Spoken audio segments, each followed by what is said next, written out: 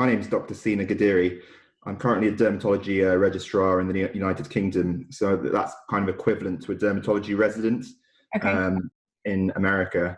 And I've been in this present job only for about 5 months so far, specialized in dermatology, but I've done some work in dermatology before as well. And I've spent 4 years as a junior doctor before that, where I had a lot of interactions with what we call physician associates here in the UK, but in the US you call them physician assistants, I believe. Yep. But for simplicity, I think we'll call it PAs on both sides. So I had a lot of interaction with PAs when I was going through my junior doctor years, and they're really invaluable to help me do my job better, to provide better patient care, and really to help the wards run smoothly when I was working. And I'm hoping I can bring some valuable insights to this podcast today and just give you a flavour of what we're like over here in the UK and how it contrasts with the American system, basically. Yeah, I'm excited to hear more about that. I have worked with a couple of applicants, even though I've never had any international PAs on the podcast. I would love to if you know any, but I've worked with a couple applicants who were interviewing and applying for UK schools, and they were British applicants. And so that's been really cool because it's a lot of it's very similar, it seems. And I would say there are some other countries that use PAs. Kenya has them, Canada, Australia, New Zealand kind of have their own variety, but it's a little different. Yeah. I think from what I've heard, the UK and Canada is probably most equivalent to us being pretty much the same as we are over here in the States. But I am really excited to hear your perspective on all of that. Can you give us a little bit about just kind of your interest in medicine and how you got into it, how you decided to be a doctor? Oh God, I mean, that's so many years ago when I started. I suppose really it was kind of like at the age of 15 and 16. And I was my school was kind of very competitive. It was a school in Leeds. And I just remember most of my year, we were very medically focused. There was a lot of candidates who wanted to apply for medicine. And I think there was a record number who really wanted to go to Oxbridge as well. So yeah, in the UK, like Cambridge and Oxford are really like everyone tries to compete to go there. And they're kind of, for obvious reasons, they've got international acclaim. But I think it was that kind of air of competition. And I knew my friends were applying to medicine. I mean, not to say that, there were so many positives about a career as a doctor, and in healthcare in general, and kind of wanting to give back to society. And there's just a number of positive factors which made me apply. So then I basically applied and I went to Cambridge for 6 years, which is a long time for a degree, of course. I remember getting towards the end of that and I was thinking, oh, when am I actually going to finally be a doctor? I mean, it was so long. But then, reached the end and finished with that and kind of turned a new chapter of my life. And then I kind of went up the ladder as a junior doctor effectively, and I've worked predominantly in the north of England. So I've seen I've worked in a lot of hospitals and seen various different modes of practice. And working with physician associates, I've worked with a few in a couple of hospitals, but I think even when I was a junior doctor when I first graduated in kind of 2015, 2016, physician associates were just not that heard of really. And I maybe came across like 1 or 2 in a whole year. Whereas now, I mean, there's a complete, tidal shift almost that there's in 2021, we're talking now, it's the number of graduates, physician associate graduates here is just absolutely kind of skyrocketed.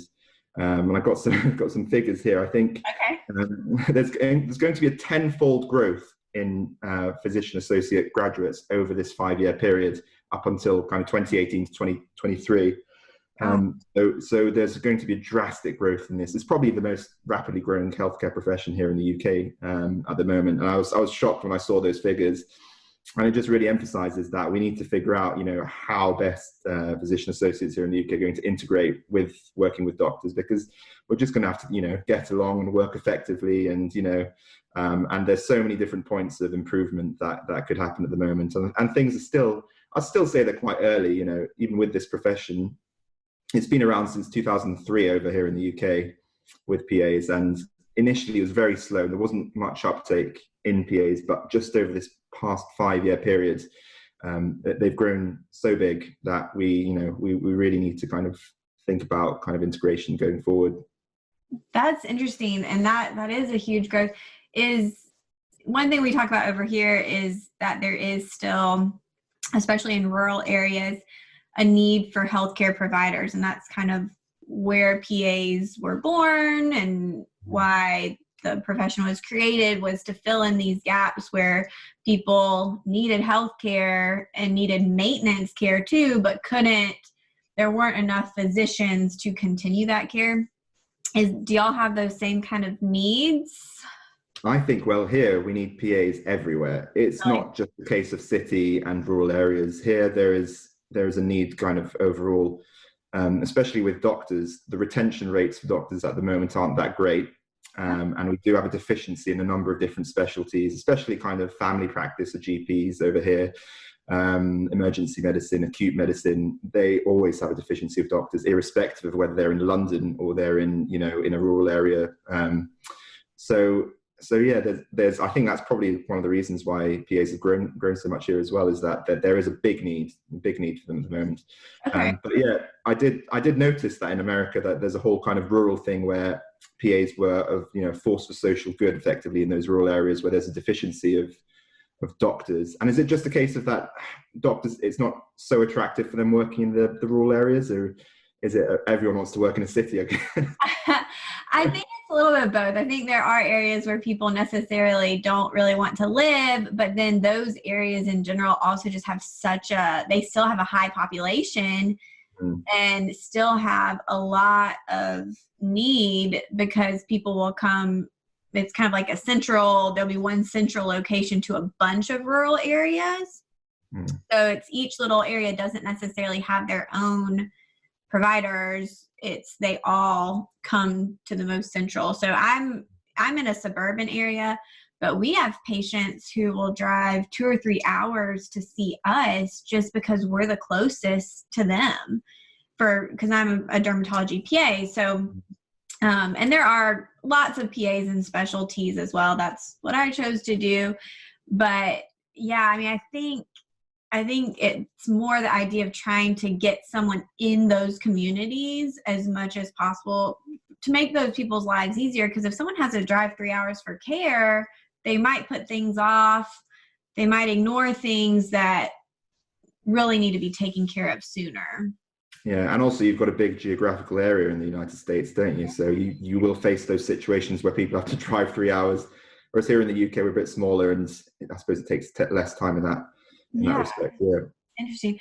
I do want to say, just starting out, I really am interested and appreciate your perspective on this. In the US too, there's been a little pushback from certain groups against PAs that they're coming to steal physician jobs and make physicians obsolete, which personally I don't see at all. Like, I love the teamwork aspect, and even though I don't work side by side with my doctor, technically I see my own patient, she sees hers and helps me when I need her. That's not my goal. I don't want to take her job. I really want to help make her life easier by making it so that she can continue to see those complicated patients that need her expertise. Whereas I do see complicated patients, but if somebody needs her, they're going to end up in her clinic. And I can take some of the more simple things that don't take as much time, or, I love treating acne, and it's something I've gotten really good at and I enjoy. So it's just interesting that you're very positive about PAs, and that's kind of refreshing. So what made you, I guess, tell me about some of your interactions that made you really feel like PAs were valuable?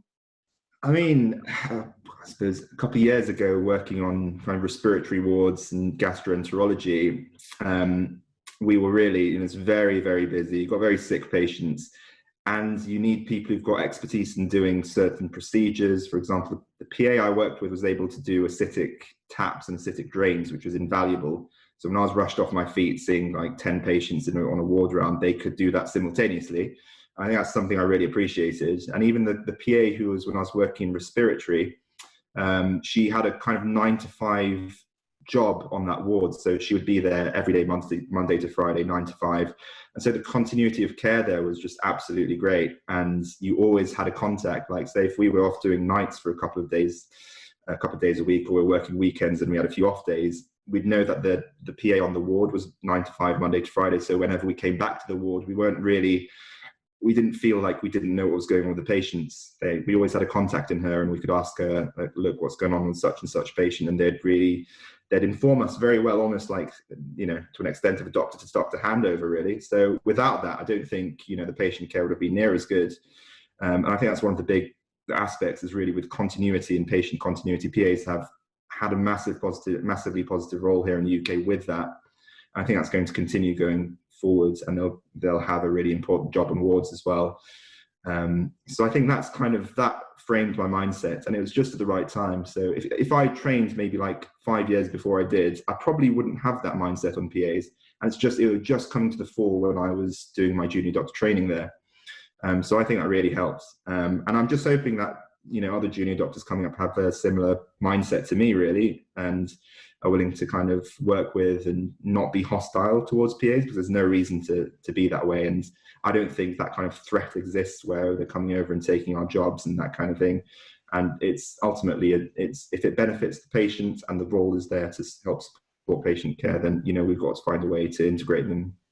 No, that's great. And so my husband is a doctor. He's a hospitalist. And it was kind of funny because I went to PA school while he went to medical school, and he had never worked with a PA until residency. So he did his whole medical training while I was working as a PA. And so I would come home and tell him what I'd been doing, and he would say, "Oh, you do that? You do biopsies? You do excisions?" And I was like, "Yes. What do you think I do?"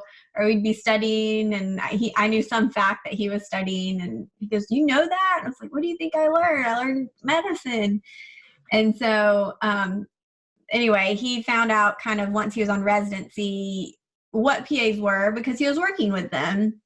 And now as an attending, he will work with PAs and supervise them.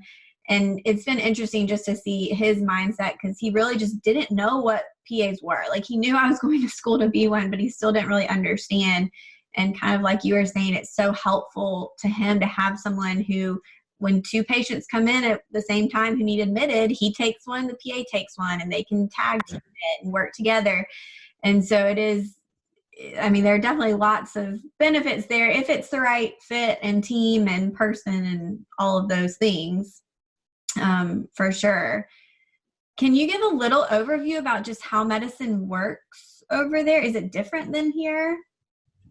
I think, I mean, they're similar in a way, isn't it? I suppose it's equally as long from the point at which you start like your degree and then graduate. I think over in America, is it 7 years? You have to do a pre-medical degree first, and then you go bachelor's and like whatever you want, and then you go to med school for 4 years, and then residency for. So it's 7 years there, yeah. And then here it's 5 to 6 years from starting med school to finishing. But then you have to do, so before I specialize, you've got to do a certain number of junior doctor's years before you enter a certain specialty, and it depends on what specialty it is. For example, ophthalmology, you only need to do a further 2 years after med school, I believe, and then you can become a training ophthalmologist. Whereas for dermatology, it's 4 years. So 4 years as a junior doctor doing kind of core medical jobs after med school. Whereas in America, I think it's a bit quicker than that. You can go straight into residency, is it? So you could go straight into a dermatology residency. That's usually 3 or 4 years. Yeah. So it will end up being quite a little bit shorter, I suppose, in America towards becoming a fully fledged dermatologist than over here. Wow. But these courses, I mean, they're not going to change anytime soon, because, you know, with medicine, it takes ages for them to want to, you know, change how degrees and, you know, the progression works. And there'll be a lot of angry doctors chiming in if they try to change that. But I suppose with PAs, it's something that they can change it a bit easier, because you guys are so new, especially over here. So there'll be, and, you know, in terms of regulations and regulating bodies, that's all changing here with PAs at the moment. I mean, at the moment, their register is like a voluntary register. They haven't been officially regulated, but they're going to be regulated by the General Medical Council over here in due course. I think that's going to happen pretty imminently. And once that happens, once they get regulation, then, you know, things will be able to progress significantly quicker, I think, for them. Interesting. So that's interesting. It's very similar but different. And then how is, like, from a overarching country standpoint, because we have mostly private insurance type situation with some government programs, is it the same, or are y'all more standardized than us? So it'll all be kind of within the umbrella of the NHS here, the National Health Service. So PAs wouldn't be working in a private capacity, I wouldn't think, really. Okay. I mean, whereas some doctors, when they become more senior, will have elements of private practice to how they work, as well as working for the NHS. But at the moment, I think because PAs are pretty unregulated, I don't think that they really can work privately at the moment. But I suppose it's something which in the future may change with that. You may see, who knows, basically. At the moment, it doesn't exist. But yeah, in the future, there's a lot of more scope for various different PA roles. And I was reading a few kind of news articles last night, actually, as well, with regards to, PAs could even have jobs working as partners in GP practices, like family practices here, and more kind of senior roles in management. So that all, I'm sure, will be coming down the line. And I think it'll be really important for the progression of a career as a physician associate over here. Because I think one of the areas which has been lacking, which has put, I suppose, some candidates off over here, is that what is my career progression going to be when I join as a PA? Yeah. And, you don't want to join a program and be unsure about where you're going to be in the future, or, whether you're going to be progressing much, or whether you're going to be stuck in a certain field or whatever. And I think all that's quite developing at the moment. And, I think it's really important to emphasize to PAs over here that there's a number of different ways they can progress. And down the line, there's a number of different options open to them, which, be that management, service provision, medical education, all those options are open to them. Okay, so yeah, over here, I mean, I would say the majority of PAs do end up just kind of working, but there are some of those administrative roles, and then of course academic in the programs. And one thing I get questions about a lot that hasn't happened yet, and I don't know if it will, is so PAs from over here, I've heard, can go work in the UK. I don't know if that'll be forever or just as they were getting the profession started. But as of right now, PAs who are trained in the UK could not come practice in the US. So I don't know, like, it would be interesting if that became more standardized at some point, just to make it more regular between the countries. I think it's equally as difficult for doctors, really. I think it's very difficult for doctors over here to go and work in the US, and perhaps it's slightly easier for US doctors to work over here, but we need to take a whole bunch of exams and go through systems over there, USMLEs and stuff. Yeah. I think with PAs, it's a question of them being more regulated over here first before then the US. I mean, if there was a bilateral agreement where the US and the UK were happy employing each other's PAs, I mean, that'd be, I think, sharing is always good in that sense, as long as you've got, people willing to make those mechanisms happen, I'm sure there'll be a way. But yeah, at the moment, I think it's equally hard. It's hard generally in healthcare because our healthcare systems are so different. It's always been easier here going to Australia or New Zealand because of similarity of healthcare system a little bit.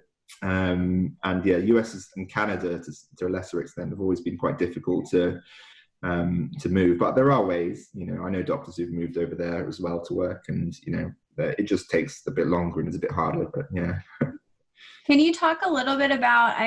You wrote an article which I'll link in the description for everyone to read, actually, about utilizing PAs and the importance of PAs. Can you just talk a little bit about that, and also maybe how it was received and what you've done with that, or how you've kind of used it in conversation or encouraging other physicians? Yeah, sure. I mean, so that article essentially was kind of like an overview article, and it was looking at how kind of physicians interacted with PAs over here. And it looked at a lot of the research was based in kind of primary care or kind of GP or family practices here in the UK. And a lot of the data here is with regards to how PAs have integrated, how it has been in family practices. And in terms of the reception from the doctor side of things, it's been mixed with family doctors some of them feeling that PAs have been encroaching on their turf a little bit, that they'd need to supervise PAs quite significantly, that they weren't sure what the kind of cost benefit of having a PA employed at their practice would be. however, kind of patient satisfaction data was reassuringly quite high, and they were happy, kind of equally as happy as seeing a doctor or a PA in, say, in a family practice consultation. However, the data from kind of hospital-based PAs has actually been quite lacking. I don't know whether it's more difficult to set up a study per se in kind of hospital-based PAs. Maybe that's the case, but I definitely think that there needs to be more hospital-centric studies to see how PAs are integrating, because I've come across some consultants in hospitals who say, like, what are PAs, we shouldn't be having them on our team, or, some negative views at points, and others are really like welcoming. And I think until we have kind of good survey data or kind of study data to back up what the general consensus is, we can't hope to kind of progress from that aspect, I suppose. But yeah, I do think that, generally PAs are becoming more well received as time is going on, and you're getting more junior doctors kind of coming to the fore and becoming more senior, who are more accepting that the PA role is going to have to be integrated with our roles. There's also been, I think in 2019 in one of the junior doctor committees, there was a bit of debate actually with regards to the roles of PAs, and they felt that PAs shouldn't be senior decision makers on a healthcare team. So, a senior decision maker would probably be like someone on a kind of registrar, like a specialist level and above. And they felt that they shouldn't be taking rota roles, which are similar to doctors in that sense. And it got quite heated, I suppose, at that debate. I wasn't there personally, but the transcript got a little bit heated. And it just shows that there still exists some kind of red lines, which doctors are a bit kind of twitchy about PAs kind of passing in that sense. But in my opinion, we've in rota roles in hospital-based care, eventually I think that there's going to come a need where a PA will provide a lot of the work of what a doctor does in a hospital-based care setting. And that's the fact, because the demand is getting so high over here, and the number of doctors to supply that demand is actually going down or staying stagnant really at the moment. And in other care settings, I think in Australia and America, PAs can do up to 85% of what doctors do in those settings, which is, if that happened over here, then I think we've got to accept that to some extent we've got to be flexible with our rota roles and be willing to incorporate PAs on, say, for example, the care team at night time and that kind of thing, and not say that this is purely a doctor role. I suppose that also leads on to one of the other points that I wanted to make. I'm not sure how many of your listeners would be aware of this, but that PAs at the moment in the UK, they can't prescribe for breast investigations which include ionizing radiation. So that is a big kind of regulatory stepping point, and that is an issue of regulation basically, because they are working to kind of get that through towards the end of 2021. Because I think it's key really for PAs to be able to prescribe independently here. Otherwise, the system would just work so much smoother if that were the case. And that's something which is changing, but still at the moment that is a stumbling block and a problem really over here. Wow, yeah, I didn't realize that. So that is nice that when y'all have regulations, though, it sounds like they're for the whole country. Over here, everything is state-based, and that makes it really hard because I'm in Georgia, but if I move to New York or California, what I would be able to do might be different. And so there may be some instances where I can prescribe more things, but then there may be other instances where, like if I moved to Alabama, I wouldn't be allowed to do Botox or filler, even though I've been trained in it and doing it for the last 6 years. So it's a lot of kind of red tape from each state to each state that makes it a little more complicated here as well when it comes to all of So here it doesn't matter. I mean, we don't have states here, so when you go between county and county, your skills will be equally as transferable no matter what you do. Even if you did Botox and fillers, you could do that all across the UK effectively. That's so nice. Scotland may be slightly different. I'm unaware because Scotland's slightly different in their healthcare system up there, so I don't know about there, but definitely in kind of England, it wouldn't matter. Interesting. Okay, well that's really cool. So what have you found makes a relationship better between like a PA and a doctor? when you were working with them some. What did you find to be kind of effective or helpful to you as the physician in those situations? I think number one is there's got to be good communication, really, doesn't it? I suppose, knowing from the start, introducing yourself, making sure you're aware of, a little bit of the backstory of where the PAs come from, or, telling them, your own backstory. I think that's really important. Even between doctors, we tend to, when I meet new doctors, we don't always kind of introduce ourselves effectively the way we should to enable patient care to go forward, smoothly.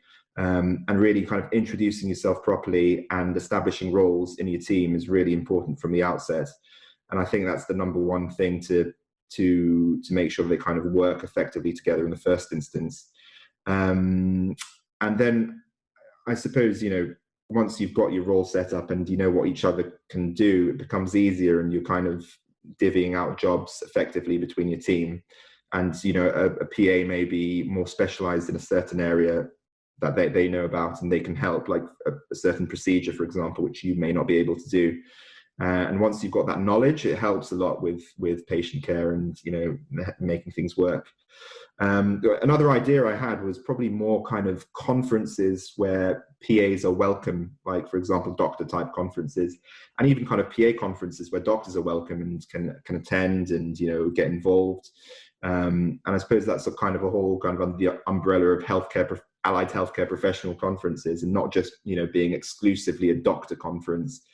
And, it's that thing, I'm sure it's growing, there'll be more like conferences and meetings where there'll be a number of different healthcare professionals involved. And I think that'd be really, really useful. But certainly at the moment, I think we're still seeing a lot of things which are just purely doctor-based and PA-based at the moment in the UK. The conference I presented at in December was good, actually, because a few PAs turned up to ask questions, and they were invited. And the questions that they had on my talk specifically were really important questions which need to be asked. And if it was a doctor attending, and they wouldn't have been able to ask the same questions from that viewpoint that the PA had. So how's it in the US? Do you have kind of more kind of mixed conferences, or are you kind of still quite separate in that sense? So I would say, so at my PA conferences, and I tend to go to usually derm conferences, but at my derm conferences here, usually most of our speakers are doctors. So it's like 75% probably physicians, and then 25% PAs as far as who's doing the lectures. And we have a good amount of dermatologists who in the States are very into research and very into speaking, and they end up at a lot of the conferences, which is great. And they're very PA friendly and supportive of PAs, which is also great. And then, but I mean, doctors are definitely welcome at all of our conferences. I don't think that many attend, but they're welcome. And then at the doctor conferences, like AAD, the American Academy of Dermatology, I went to that one year, and to be allowed to attend, I had to have a letter signed by my physician that they said I could come or sponsored me or something, and that they were going to be in attendance too.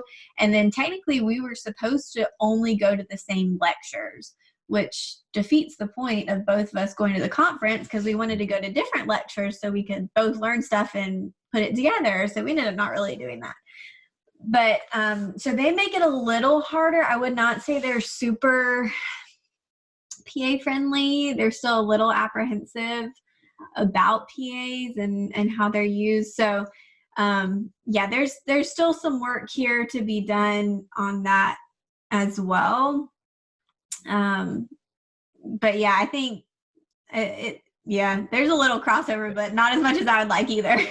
I mean, there's work here to be done as well, and the main kind of derm conferences here as well are mostly doctor based, really. And a lot of dermatologists, I think even less so than the US, would probably not really know what a PA does over here still. And derm is its own kind of little niche specialty, and they probably have less exposure to PAs than a lot of other different specialties. So dermatologists are one area where they're even more, I don't want to say clueless because that sounds a bit rude, but maybe in some ways, they're clueless about kind of what exactly the role of the PA would be in dermatology. There's only kind of, I think PAs, there's only 1.2% of PAs are in dermatology, and compare that to family practice, for example, at 25%. It's going to be, it's quite niche at the moment. Oh, yeah. But yeah, I think it's really, it's important that PAs are able to do what they want to do, and they're not forced into one area where they don't necessarily want to be. And they have the opportunity to work in lots of different specialties. And that's something that kind of probably does need to be looked into. And I'm sure with regulation that they will look into that a bit more. But yeah, at the moment, PAs here have to maintain kind of general medical competencies. I don't know if it's that way in America, but they all need to be able to look after medical patients here, and they can't just keep up with specialist competencies. So, for example, if they worked in dermatology, they'd have to know kind of their advanced life support for working on an acute ward, and know how to manage medical patients in that sense. Whereas us as a doctor, once I've gone into dermatology, for example, I just need to maintain my specialist competence. I don't know if it's that way in America. Is that true? Yeah. So I took general boards when I graduated from PA school, and then I have to retake them every 10 years. So mine's coming up in 2 years where I'll have to retake. Long time, isn't it? Yeah. Derm is only 3% of those boards. So I will have a lot to review and learn again. There are PAs who work here in different specialties. So I work with another PA in my practice, and she used to be an ICU PA. And so she still picks up shifts in the ICU. So her general medical knowledge is so far above mine, just because I never did that. So I think it's actually really cool that y'all have to do, even as doctors, like those junior medicine years to kind of get that base and then go into a specialty. I mean, that probably would have been wise for me, but it's really hard to get into dermatology here as a PA. Mm-hmm. So when a job opens up, you got to jump on it. And right when I graduated, that was an awesome job. So I don't regret it. It's equally as hard over here. That's one of the things I was going to say. So dermatology, equally in the US and the UK, they're both very difficult to get into. Yeah. Lots of people want to do dermatology. I mean, for obvious reasons, because it's a great specialty to work in. But yeah, like it is competitive here as well. Yeah, but it's so fun. So it's like the best specialty in my opinion. But I mean, it's fine. Every other specialty is good too. Yeah, absolutely. I talk about derm a lot and love it. So, well, I know you said you had some tips on publishing, which is not something I've ever really done. Is that something that you feel like you're expected to do as a doctor, or you just enjoy doing, or what are your... It's something we are expected to do, especially if we're applying for a competitive specialty, and which is quite an academic one. You will be assessed on your research portfolio when it comes to interviews. And I think having a research portfolio, just having some involvement in research, is so useful for your personal progression and appreciation of various different parts of medicine. And I think that should apply to PAs as well, and it shouldn't be thought of just being the domain of the doctor. And yeah, I suppose my kind of main advice really is, I think what I've learned from doing this over a few years is not to give up. And unfortunately, you will get rejection from a few journals, and you just have to kind of find out a way to get past that effectively. And that involves a number of different things, such as working with a doctor or a researcher that you're working with, because I've basically, publishing is a team effort, and you may be the first author, yes, but you're probably working with a few other people in order to get your piece published. And that really helps in kind of like narrowing down where you should publish it, finding an appropriate journal. And there are classifications of journal. There's a website called SciMargo, which classifies all of the different journals and kind of their rankings, and you can find an appropriate journal there for your piece if you have written something and you think that you're ready to publish it. I suppose the other kind of key tips really would be don't procrastinate. I think one of the worst things I've been guilty on is kind of procrastinating and sometimes leaving it for months when I should have really been writing things up and really submitting it. And that just really involves putting pen to paper and thinking that initial phase of just actually writing is the hardest part. Yeah. You've got to get over that barrier. And it's almost a thought. It's so easy to get yourself into a thought of, nah, I don't want to publish. I don't want to write this piece, even though it's a very good idea to do it. Getting over that first hurdle is really important. Once you do that, it becomes a lot easier. And then you find that the actual submission process isn't that bad. So I think that is also a very important point. I think as a PA, you'd probably want to get input from doctors in your specialist area who've got an experience in publishing, or scientists as well, and researchers. And you don't want to do something on your own without someone else kind of, checking on you and just making sure that you're okay with the whole process and things like that. Even me, for example, I would always get something cross-checked by one of my peers and just make sure that, what I'm publishing is worthy of being published, I suppose. But yeah, it's just to kind of emphasize that it's not that hard to get into, and it's not something that you should be afraid of. And it's not something which just only doctors should do. I think nurses should be into publishing, PAs, a lot of allied healthcare professionals, and not just in nursing journals, in journals which are open to doctors, nurses, anyone really. We need to have like an international kind of healthcare research community which is open to all, and we don't want to kind of pigeonhole different careers and different healthcare professionals into different areas, basically. I love your outlook so much, because it's so different from a lot of people that sometimes we hear from, or kind of the loud voices on social media or whatever. But no, it's great. I think you would be awesome to work for. So all the UK PAs listening, whenever you're the truth is I'm working for someone else at the moment. So whenever you're ready for a derm PA in how many years you've got left, you'll have plenty of people to choose from, I'm sure. Mm-hmm. But no, I really do appreciate it, because it's cool to hear the UK perspective and the physician perspective from someone who has both worked with PAs and kind of seen a different side of things. So I think that's great. Yeah, absolutely. Yeah. I mean, I'd always be open to, if a PA kind of contacted me on social media or via my email, which I've given out to you, I'd always be interested in kind of helping them, and with, if they want to get more into research or thinking about career development. I think that as doctors, we almost, I think people have an opinion of us, and we almost don't get approached as much as we should. Say sometimes, like student nurses on the ward would be like, oh no, that's a doctor, I don't want to go and bother him. I wouldn't mind it if a student nurse came up to me and said, I want advice on such and such, or do you think this would be a right area for me to work in? Because I could probably give some, hopefully some benefit or some advice to them, which would be helpful.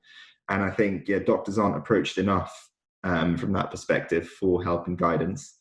Maybe social media is making things a bit easier, and you're getting doctors on TikTok, Instagram, and that makes them seem more approachable, doesn't it? If a doctor's dancing on TikTok, anybody would just ask them something, and they will of course have to say they can't give away kind of personal, clinical information to or advice to no medical advice.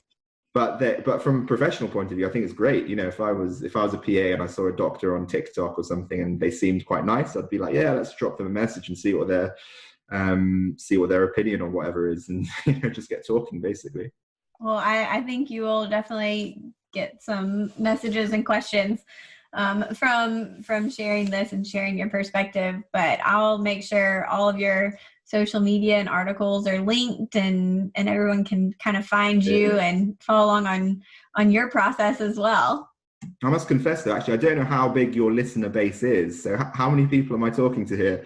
Oh gosh, usually the first week or so we get around 5,000 downloads. Wow. Okay. Yeah, and podcast statistics are really weird. They're very hard to track. So I don't really know how accurate those numbers are, because it's a very strange process, the way you actually upload and track statistics on a podcast. It's a lot harder than everything else. So podcasting is something which is quite new to me. I haven't really done it much before, and it all seems a bit of a black art in terms of getting. I'm sure it's not that difficult getting set up and everything, but I followed a guide, like I have a podcast that I listen to, and he has like a how to set up your podcast guide, and so I just followed it step by step. He said, buy this microphone. I bought the microphone, use this, blah blah blah. So I just did it. And then once you have it set up, it's not that bad. So I can kind of plug, go, record, do all that, and it's fairly straightforward. But I mean, we're getting more dermatology podcasts in the UK as well. I think there's a Dermatology UK podcast. So when I was working in London last year, two of our advanced nurse practitioners have set up a podcast in dermatology, and they're talking to doctors kind of, I think, once a month on average. And, there are new ones popping up all along. And, I'm really glad that even in the dermatology field here in the UK, that these podcasts are being developed. And hopefully it's not too far away from a PA podcast being started in the UK as well, because I'm not aware that we have one here at the moment. Yeah, there aren't a ton of PA podcasts in general. There's a few that are more targeted to PA students and kind of studying and boards and stuff. There's a few of those, and then mine and maybe one other pre-PA. I don't even know if they're still doing it, but somebody was kind of doing one. But there aren't a ton of PA ones here either. But one thing I admire is how much in the US you guys are just so on top of these things. Here in the UK, we're behind you in terms of coming up with these podcasts and people being vocal about their profession in that sense, I suppose. And it'd be great if there were a couple of really high-profile PA podcasts here in the UK. I mean, that would help the profession so much, honestly. Yeah. Are there any on social media? I don't know of any PA. I'm not really aware of because on Instagram, of course, I do my cursory searches every now and then, and all of the kind of big PA groups I've come across have been in the US. I mean, part of that makes sense because they've been around longer over there, but still, I mean, it's not an excuse for them not to come over here as well, and for UK-based PAs now to start these groups and podcasts and all that. So well, I hope they do too, and I'll try to look some up and connect with some at some point, because this was great. I really appreciate your perspectives so much.